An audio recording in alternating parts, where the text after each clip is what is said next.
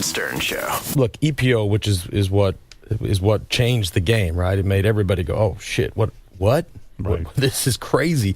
That came into our sport exactly at the time that we all came into my generation came into the sport. So yes, Robin, there were those. We held out as long as we could, and you'd have these guys like, "Wait a minute, what's up with Fernando over here or Giovanni? This guy's terrible." Yeah, and he's just lighting it up, and you're like, okay. And so, anyways, I'm not trying to justify our decisions, but we did make that decision. Yeah. And I say it all the time. I left Plano and left the United States and went to Europe, and I wanted to win. Yeah. And I wanted to be the best, and I knew I needed a knife. Right? I knew I needed a knife. I figured we'd go into a knife fight. And pretty soon. Do you think you really needed it, though? Do you think that you wouldn't have won as much as you had if you hadn't taken enhancements? Well. Or maybe it was just psychological. Like maybe you still would have been, even without it. Yeah. Who knows? And we don't need to get into the pharmacology, but EPO was so powerful. Right. And it I was think the actual performance and the recovery. It's all of it. So, Robin, yeah. let me tell you something. Robin, you get a little EPO in your life, you will be. Never mind. You will be charged up. Which, it's just it's a 10%er, Howard. I mean, that's what was crazy. It's like we're all like, wow, this is. And you know so what's we crazy? had, but you know what? We had a choice, and you're right. Not everybody made the choices we made. Almost everybody did, but not everybody. Not everyone. So right. I don't want the hater or the cynic at home to go, well, not everybody, because I agree, and that's. Right. And I admire those people that just said, I'm not gonna do that, or I'm gonna go home, or I'm gonna be out of the sport, or I'm gonna go back. In to other words, if they could have cleaned up the sport enough where everyone was on an even playing field, and you knew for a fact that no one was taking EPO, I'm sure you would have complied. I think. I mean, the idea being that if everyone's taking it, why am I not taking it? But there's no test. There's no test. No test. Still to this day. No, there's at the time there wasn't. So, right. And who knows what would have happened? I mean, I like to think that I would have been, the results would have been the same. There are other people that would have said, no, they would have been different. I mean, again, the sport is not that simple. It's a complicated sport. There's a lot of luck, a lot of tactics, a lot of strength. It's just. The amazing thing is, had you never, after testicular cancer, which I want to ask you about, but after testicular cancer, if you hadn't gone back into racing, you never would have been caught because you never would have done another Tour de France. Right. And the guy who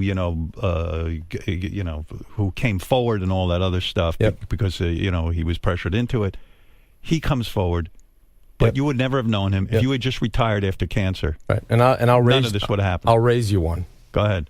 Because you're right. And then I had a career from after cancer, so from 98 until 2005. And then I came back in 2008.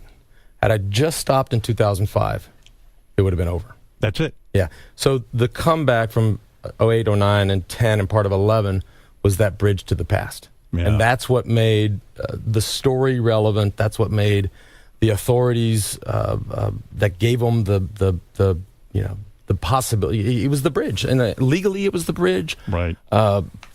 Publicly it was the bridge. So it emotionally. Do you encounter a lot of people who are pissed at you to this day? I mean, because you, I guess you were Mr. America. You know what I mean? Everyone loved that you went over to France and kicked the fucking shit out of everybody, and you were the guy. I liked that too. Yeah. Although I liked France, but it was fun to. Right, and it was just great to go over there and consistently win. But people are like, I know a lot of the guys around here said, "Oh, don't have Lance Armstrong," right. and totally don't have him on. Yeah, it's like do you still get shit from people? I mean, do people still give you a hard time? Never. Look, we live in an age where they don't have to come up to your face. You know this. Twitter. I mean, how many people fucking blow you up on Twitter every day? Like you're the biggest douchebag. You suck. Yes. That sucked. Hope you retire. Hope you die. What they say. You know what they say. So. Right. They don't need to come up to my face. Right. And that's never happened. Ever. Right. No one ever came up to your face and said anything. No, I don't know about you, but nobody's ever come up to my face and said that in the last 5 years. Right. But they have plenty of other channels they can do it. And you know what, Howard? Whether it's the guy that says it on Twitter or Instagram or Facebook, or the guy that wants to say it in person, or to whoever the people are in this building that said, don't have him on, you know what I say? Yeah. I understand. Right. I totally get it. Right. You might even be pissed at you, the athlete, who. When I look back on it, the decisions that were made when we were at war, quote unquote, that's a different thing. The way I acted, and you touched on this, the vehement denials and the way that I went about defending myself, buddy, you could. The ultimate Lance Armstrong torture is you put him in front of a laptop, pull up YouTube, and make him watch some of those press conferences. Right. I'd Where you denied being. Yeah. Just such a dick. And but I can't change it. I mean, all I can do is walk this walk I'm on, and if somebody were to come up to me, Yeah. at wherever, an airport, a bike race, a walking in New York City, I would say, you know what? I'd shake their hand and say, I totally understand, and I'm sorry. Do you think that's why people are so pissed, because of the vehement denial? In other words, like you'd get up at, you'd sue people who claimed that you were doping, and you'd call out people and call them liars and all that kind of shit.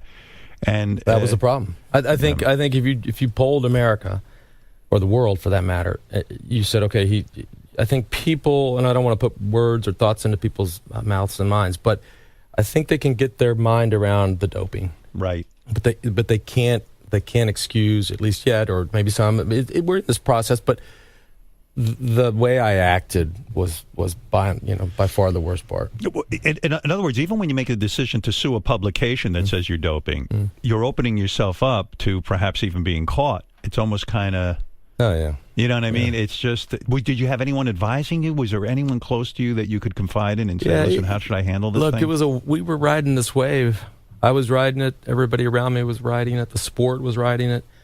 My foundation was riding it. And so there were people, without naming names, there were people that said, look, if this isn't true, you're going to take action, right? Right. And so then you almost get, and not to, look, the buck stops with me. I made that decision to do that. But you get pushed into it. Yeah.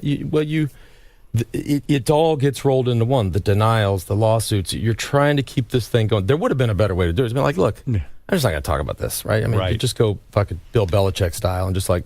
Yeah, but people do always say to you, hey, if it's not true, why are you not suing? So you sort of have to then defend it, and you get caught up in a bigger lie and the whole thing like that. You got it. It's a fucking... Was it hard for you to sleep at night, or were you just like so in denial that you were just like, fuck them, and I sleep just fine? Let's not talk about sleeping, because I'm a sleep freak. Are you? I mean, the day I was diagnosed, this is just the best example I can tell. But you're talking about with testicular cancer? Yeah, I went home and I slept 10 hours. Got up, went to surgery the next morning. No kidding. Yeah. Like that, you can turn that off. People give me grief. I see a pillow and I start to fall asleep. The Howard Stern Show.